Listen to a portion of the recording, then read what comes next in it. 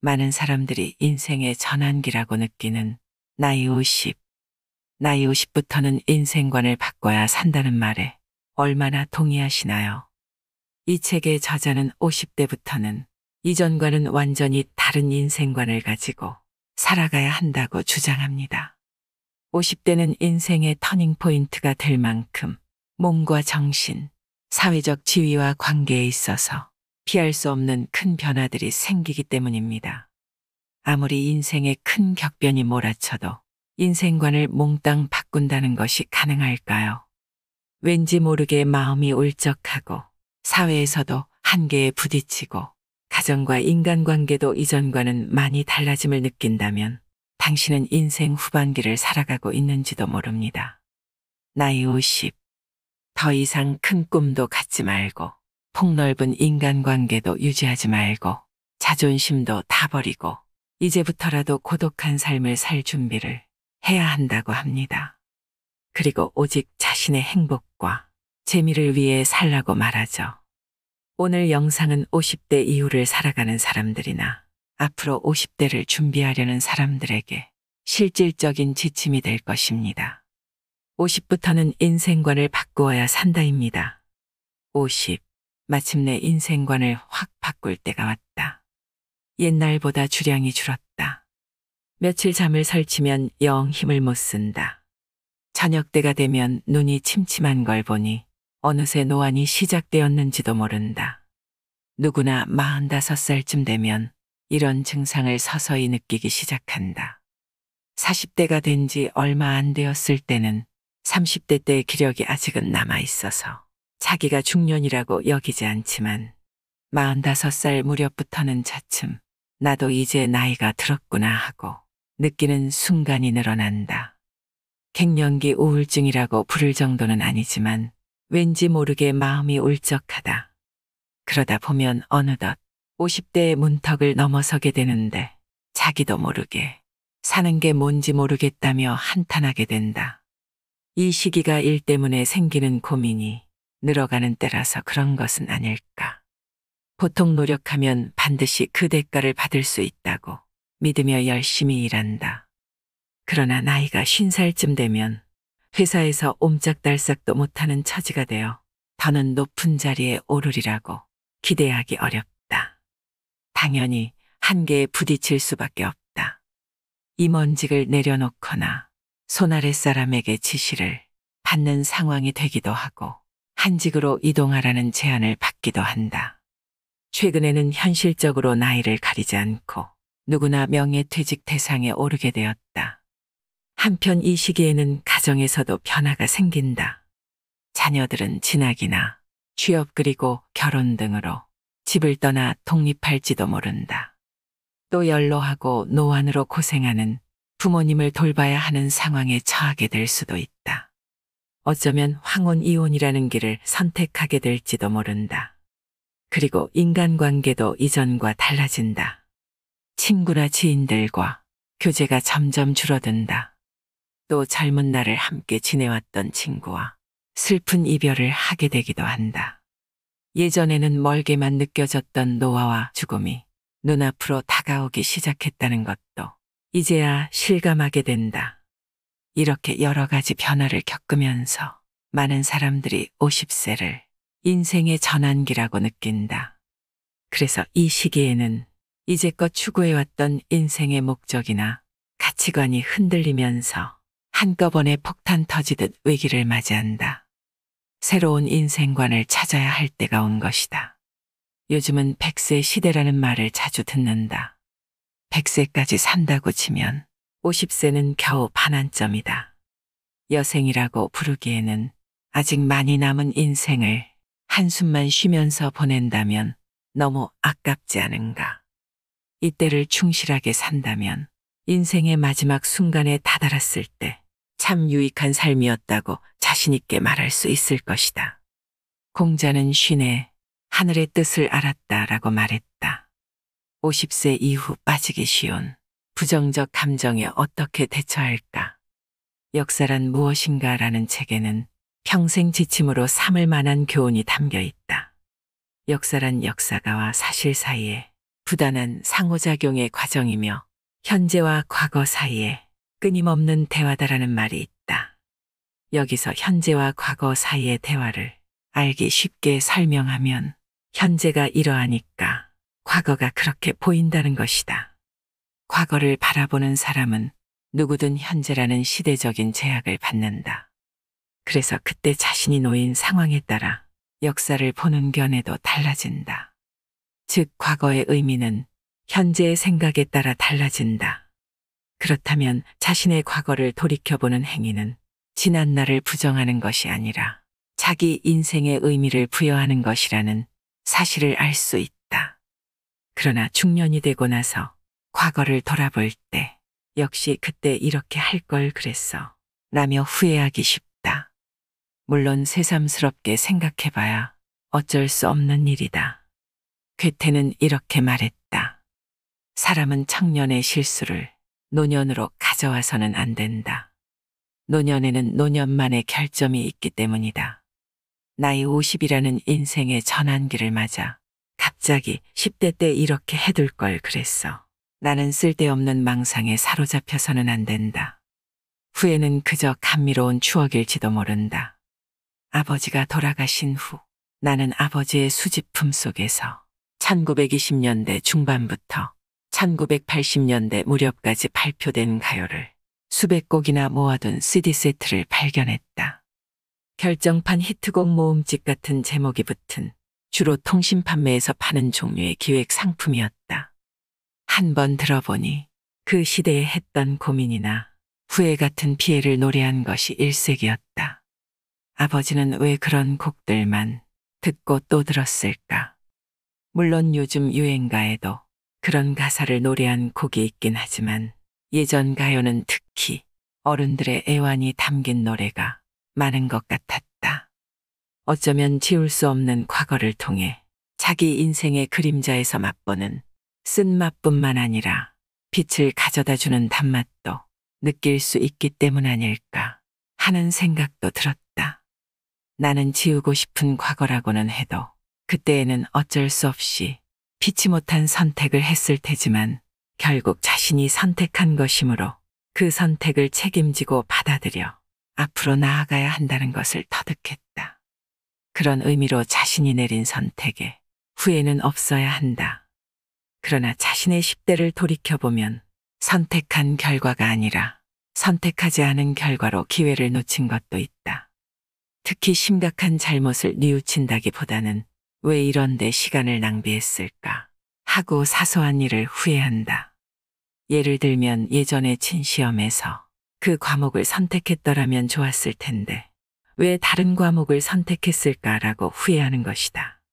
또는 당시에 짝사랑했던 친구를 떠올리면 그 아이도 나를 싫어하는 것 같지는 않았는데 그때 적극적으로 말을 걸었더라면 나랑 사귀었을지도 모르는데 라는 생각도 들지 모른다. 이렇게 예전 일을 생각하다 보면 여러 가지 후회가 떠오른다. 하지만 그것은 진심으로 그때로 되돌아가서 그 일을 바로잡기 위해 고민하는 것이라기보다는 그때를 되돌아보고 감미로운 추억에 잠기는 것일 뿐이다. 50세 이후의 생산적이라는 게 큰 의미가 있을까? 개 중에는 과거의 일을 전혀 후회하지 않는 사람도 있을지 모른다. 그런 사람은 에너지를 앞으로 나아가는 추진력으로만 쓰므로 확실히 생산적이라고 생각한다. 그러나 그 생산적이라는 것이 50대 이후에도 그만큼 큰 의미가 있는 걸까? 라는 의문도 든다. 생산적이면 돈을 벌 수 있고 남들에게 인정도 받는다. 20대나 30대라면 이것이 중요하겠지만 나이가 50쯤 되면 생산적이라는 한 가지 기준으로 모든 것을 판단하는 사고방식은 얄팍하게까지 느껴진다.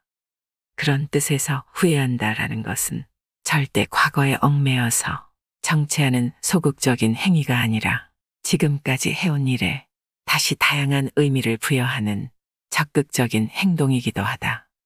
나 역시 요즘 들어 잊고 있었던 과거를 돌이켜본다. 그러고 보면 예전에는 이런 일이 있었지 라고 회상할 때가 있다. 그래서는 안 되었는데 그때는 친구에게 너의 행복과는 잘못되었어 라고 트집을 잡곤 했었다. 도대체 그때 나는 무슨 생각으로 그랬던 걸까? 지금도 여전히 왜 그랬는지 모르겠다. 어쩌면 청년기의 실수는 한 번 불을 지피면 오랫동안 계속 타는 최고급 숯과 같은 것인지도 모른다. 50에서 60대가 되어도 그것으로 따뜻해질 수 있다. 그렇게 생각하면 실수가 없는 인생보다 실수했던 인생이 두고두고 훈훈하다.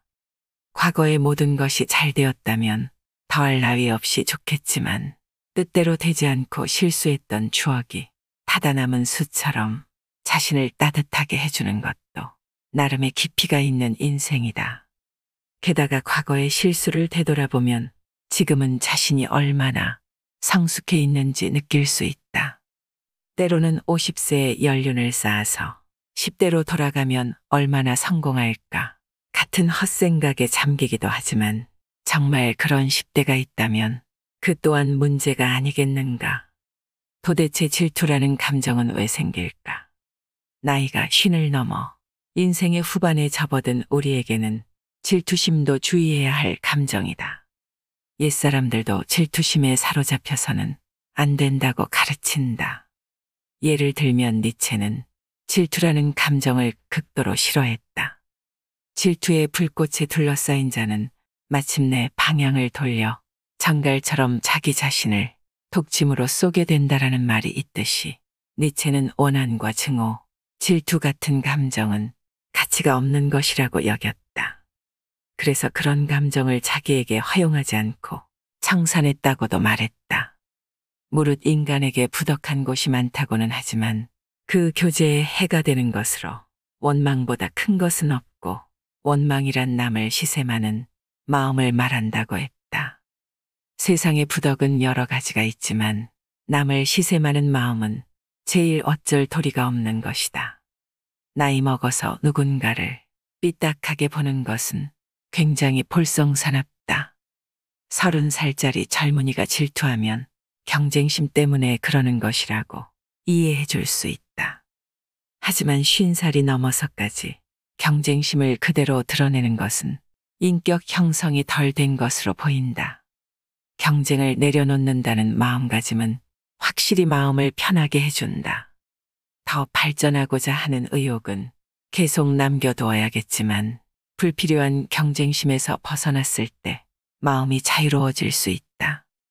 질투심은 우리 사회를 망치는 한 요인이라고 본다. 질투심이 만연하니까 너나 할 것 없이 추문을 너무 좋아하고 그 추문 때문에 누군가가 나락으로 떨어지는 것이 재미있어 죽는 것이다. 신문을 보면 누구라도 한 명 정도는 수렁에 빠지기를 원하는 것처럼 느껴진다. 그리고 다음에는 누가 나락으로 떨어질지 고대한다. 실제로도 물에 빠져 죽게 생긴 사람에게 일제히 돌을 던진다. 그렇게 마녀사냥 같은 잔인한 일이 늘 일어난다. 물론 공인이 권력을 이용해서 부정을 저질렀을 때 분노를 표출하는 것은 정당한 일이다. 하지만 어떤 사람이 조금 부적절한 발언을 했다는 것만으로 그 사람에게 집단 공격을 가하기도 한다. 탤런트 같은 유명한 사람에게만 그러는 것이 아니라 일반인에게도 마찬가지다. 그런 일은 특히 인터넷상에서 흔히 일어난다. 자신에게 직접 영향을 미치는 것도 아닌데 누군가가 잘못되는 것이 그렇게 즐거울 일인지 의문스럽다. 그것을 즐기는 자신을 발견했을 때 내게 이런 졸렬한 마음이 있었구나 라고 깨달았으면 좋겠다. 그렇게 우선 자신의 비열한 인간성을 한번 돌이켜 보기 바란다. 남을 부러워할 시기는 이미 지났다. 이제 50살이나 먹었으니 남을 부러워하는 마음을 버리면 얼마나 편해지는지를 깨달아야 한다.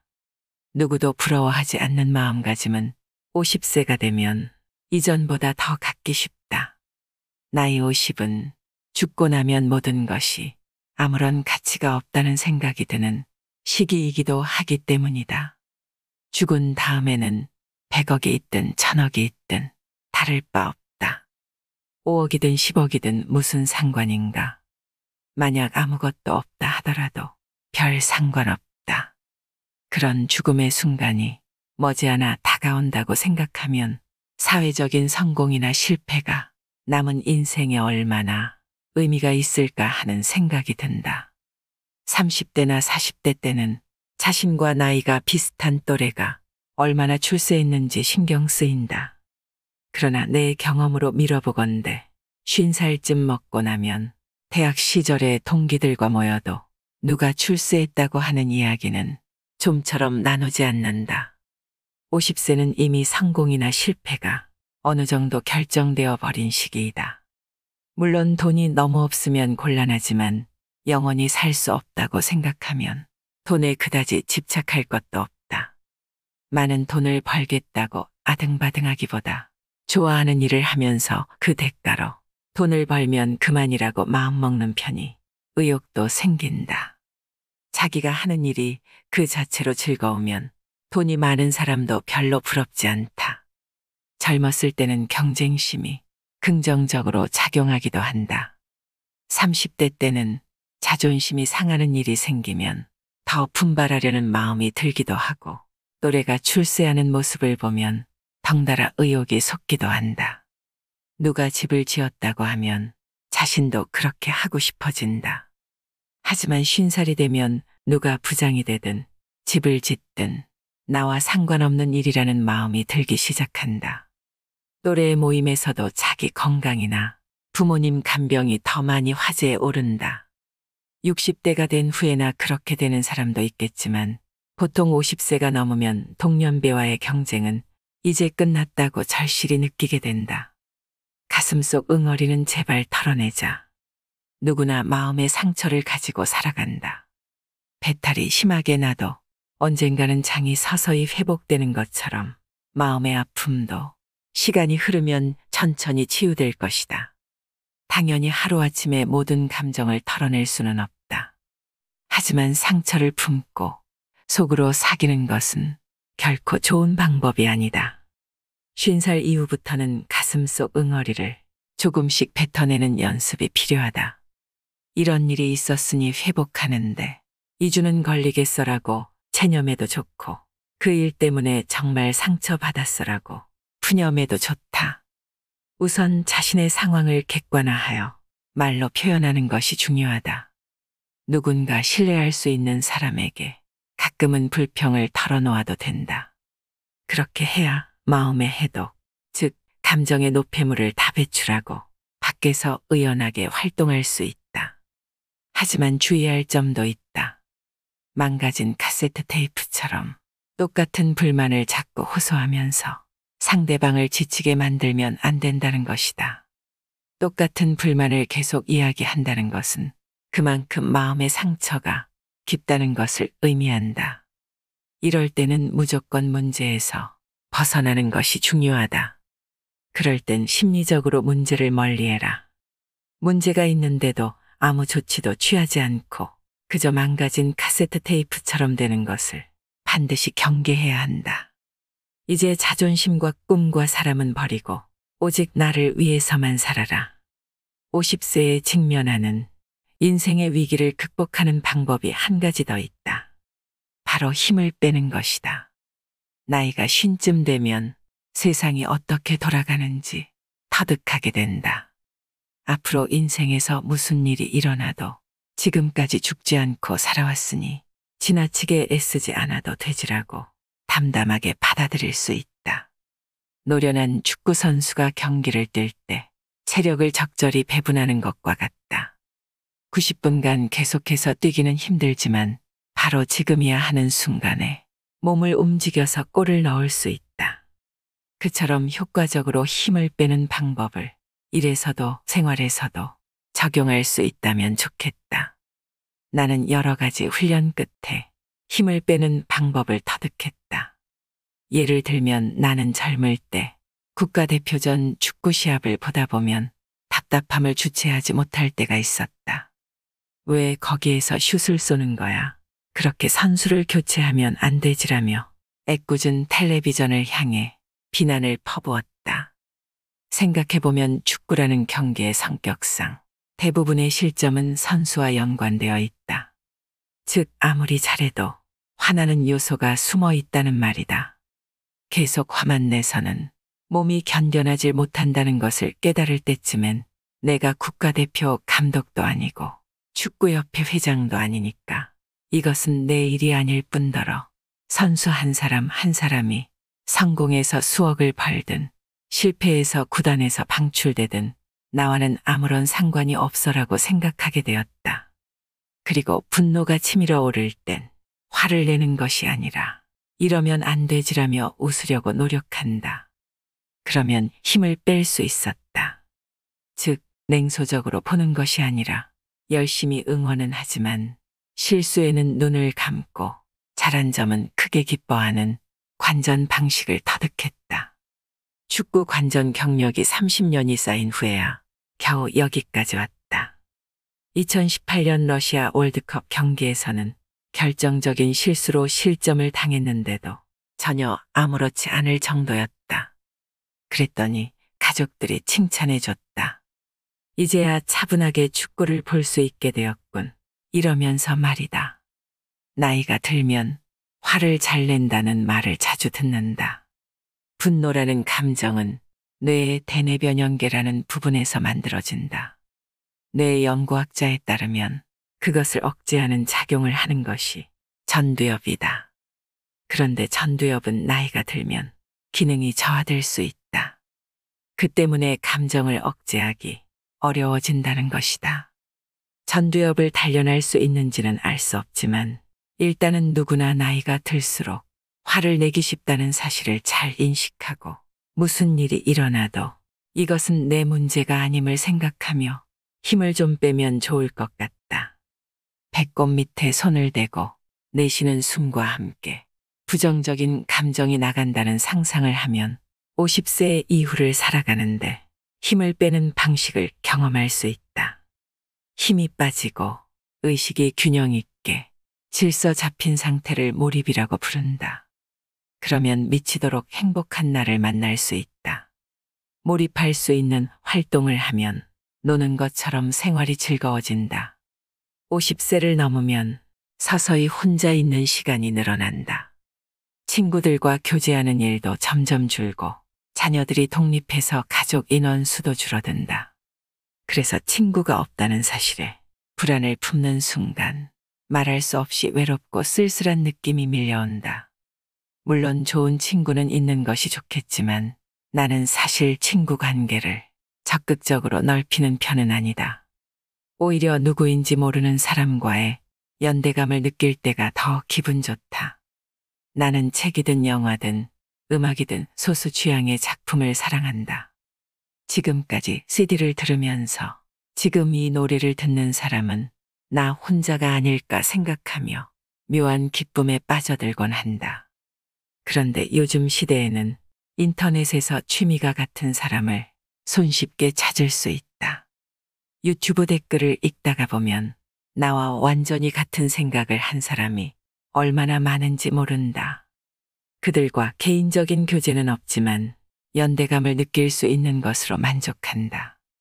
독서를 통해 위대한 사람들과 시공을 초월한 영혼의 공감을 경험할 수도 있다.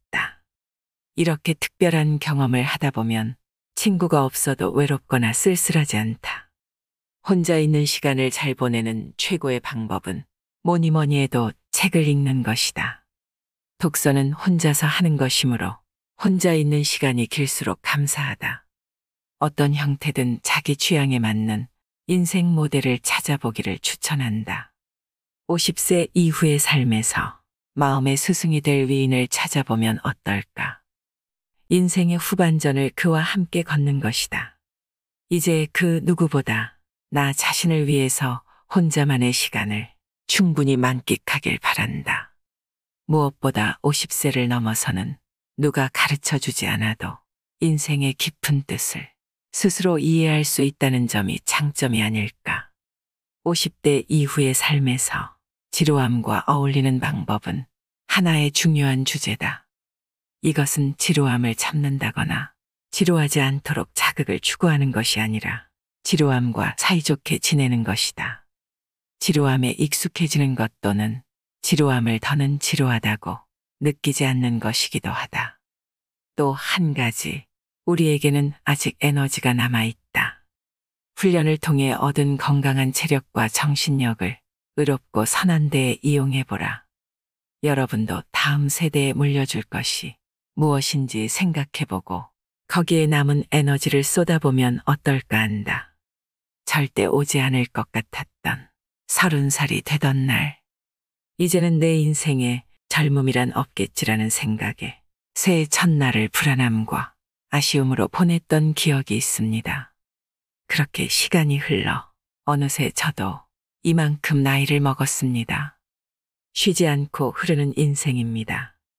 빈손으로 왔다가 빈손으로 가는 인생입니다.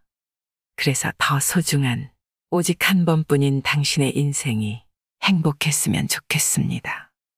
우리가 젊었을 때는 무엇이든 할 수 있을 것 같았지만 살다 보면 실제로 해보니 해낼 수 없다는 사실을 알게 됩니다. 저는 그것이 성숙한 인간이 가질 수 있는 가장 큰 깨달음이라고 생각합니다. 언젠가 말 못할 때가 옵니다. 그러니 따뜻한 말을 많이 하세요. 언젠가 듣지 못할 때가 옵니다. 그러니 값진 사연과 값진 지식들을 많이 보고 많이 들으세요. 언젠가 웃지 못할 때가 옵니다.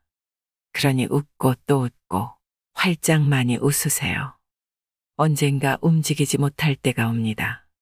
그러니 가고픈 곳이 있다면 어디든지 가세요. 언젠가 사람이 그리울 때가 옵니다. 좋은 사람 많이 사귀고 만나세요. 언젠가 감격하지 못할 때가 옵니다. 마음껏 표현하며 사세요. 언젠가 우리 모두는 세상의 끝자락에 서게 될 것이니 사는 동안 최선을 다해 후회 없는 삶을 살아야 합니다. 이상으로 인생의 품격이었습니다. 하루하루 당신의 품격이 더 빛나길 바랍니다.